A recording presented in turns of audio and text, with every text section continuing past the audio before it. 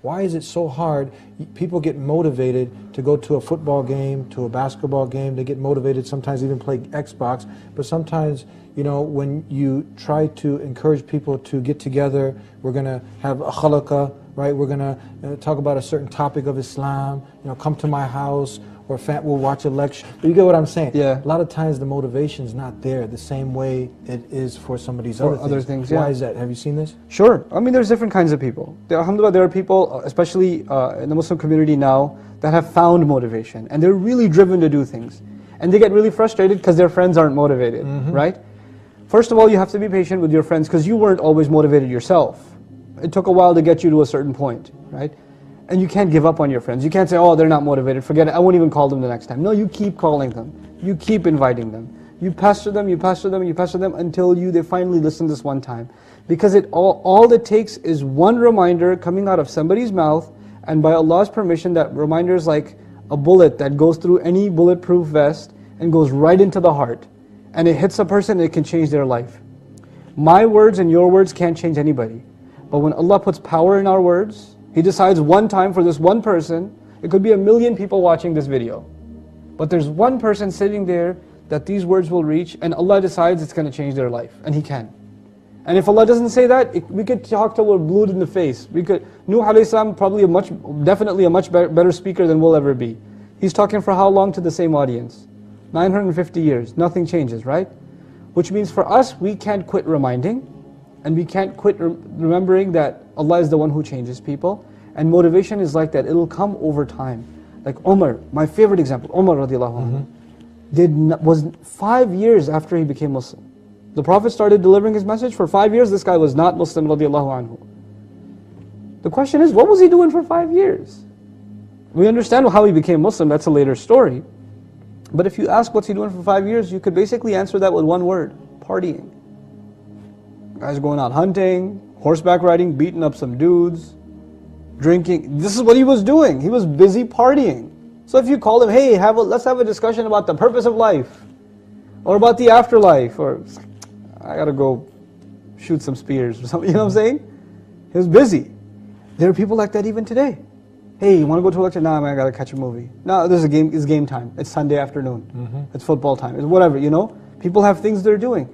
But you can't give up on people like that, because Allah describes their hearts like a rock that's got water inside, and you keep tapping at it, and you tap at it, and you tap at it, and eventually, a little tiny crack. And when that crack happens, water comes out, just like faith comes out. Yes. It's just like that, faith comes out. So some people, it's easy, they just completely transform overnight, and for some people, it takes a long time. And we should be respectful of that and not give up on those kinds of people. Yeah, so I was telling you about a friend of mine, going off of the example of the heart that takes a time to open up. Yes.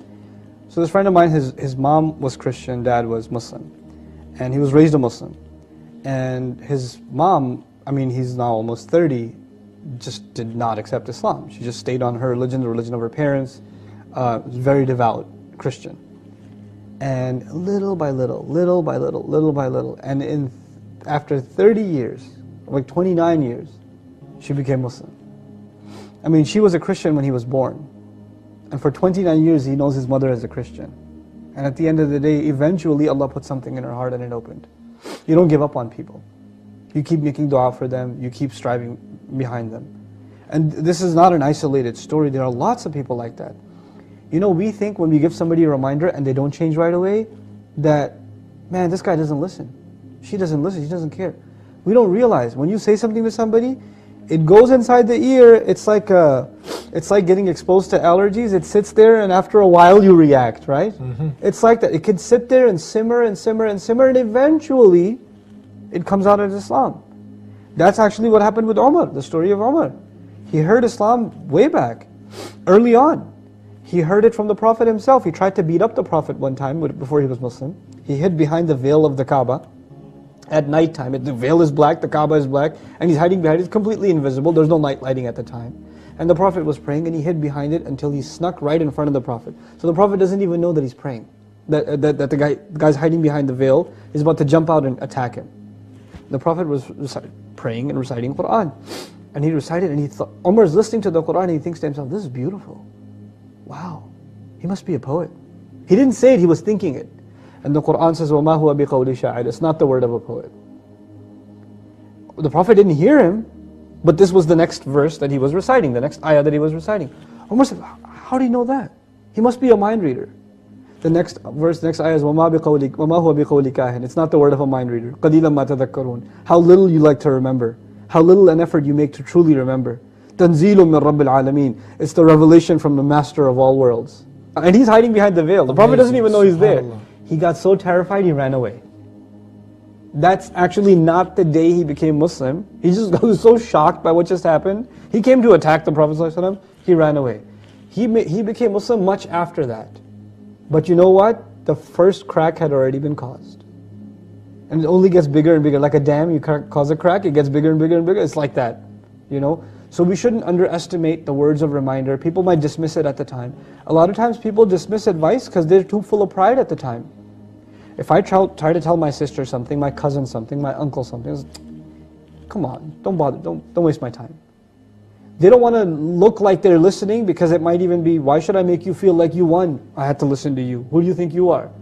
And maybe once you left, they're like, yeah, he was right, I should have listened to him. But they can't let you see that because it's a matter of pride now, right?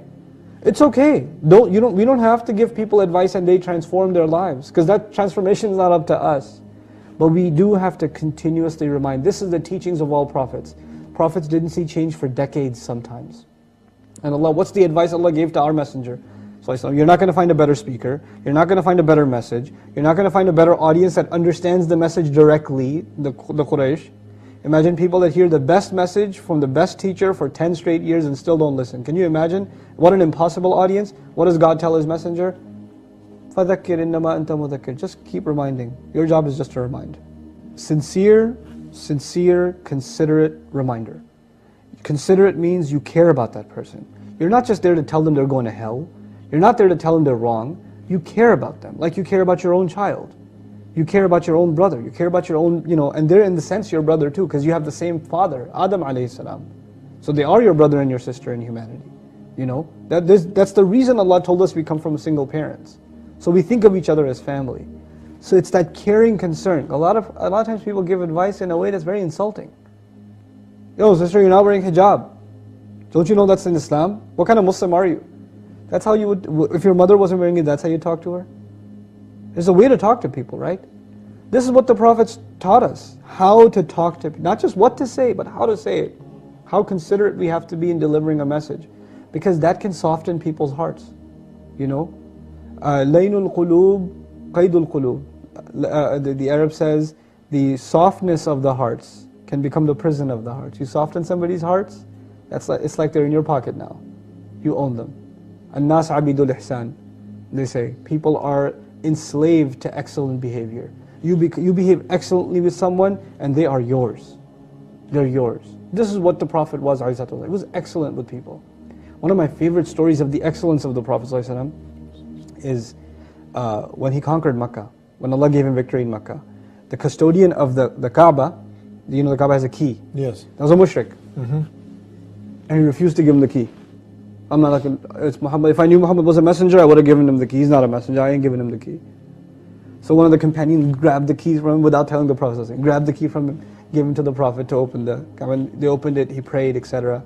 And they're coming out, and an ayah was revealed to give the key back to the mushrik and apologize to him for taking the key from him in that way. And when he saw that behavior from the Muslims, he became Muslim. Amazing. Incredible. Like Allah revealed to the at the time of victory, these are people that were torturing you. And He didn't torture him or kill him or stab him, He just snatched the key from him. And the key doesn't even belong to him, he's a mushrik. It doesn't belong to him. But Allah didn't like that, and ayah comes down. And that's the ayah actually I shared in khutbah today. إِنَّ اللَّهَ يَأْمُرُكُمْ أَن تُؤَدُّوا الْأَمَانَاتِ إِلَىٰ أَهْلِهَا. Allah commands you to give the rights to those who deserve them. Oh my God. Can you imagine? He gave the key back. It's an unprecedented scenario. Look at how the Prophet said, there was a Jewish girl, she died, young girl, she died, and her funeral procession was walking by. And the Prophet was sitting and he stood up out of respect. And so one of the companions said, that's a Jew. And he said, well, she's not a human? He had courtesy for all human beings. This is what Muslims have to learn. To be courteous to each other and to be courteous to all humanity. Respectful. This is how you invite people. Now let's talk about this word for a moment. We have a few minutes. The word da'wah. We use the word da'wah, we have to give da'wah to Islam, we have to give da'wah to Islam, right? Da'wah literally means invitation. Now, outside of calling people to the religion, have you ever given somebody an invitation to your house for dinner? For lunch? Come over to my place? We'll talk. Is it possible you insult someone, make someone feel little, insignificant, worthless, and then invite them to your house? And even if you did, would they come? It's impossible, isn't it? The very word da'wah means that you have extended respect, courtesy, kindness to somebody else, so much so that you're ready to invite them to your own home. That's what da'wah is. If we forget that basic meaning, we're not able to carry this message to anybody. We're not. It's not about the arguments, it's not about proving whether God exists or not, or whether this is correct or that's correct, or this text or that. All that's later. All that stuff is later. The first thing is an attitude of inviting people to something beautiful. Just like you have a wonderful meal at home, I want to share it with you. There's plenty to go around. And what an amazing meal. The more we share, the more it increases. Instead of going down, you know. That's why I want you to share. I want more for myself and more for you. That's the beauty of this religion. And we Muslims shouldn't lose sight of that. And it's very tragic that we're losing sight of that.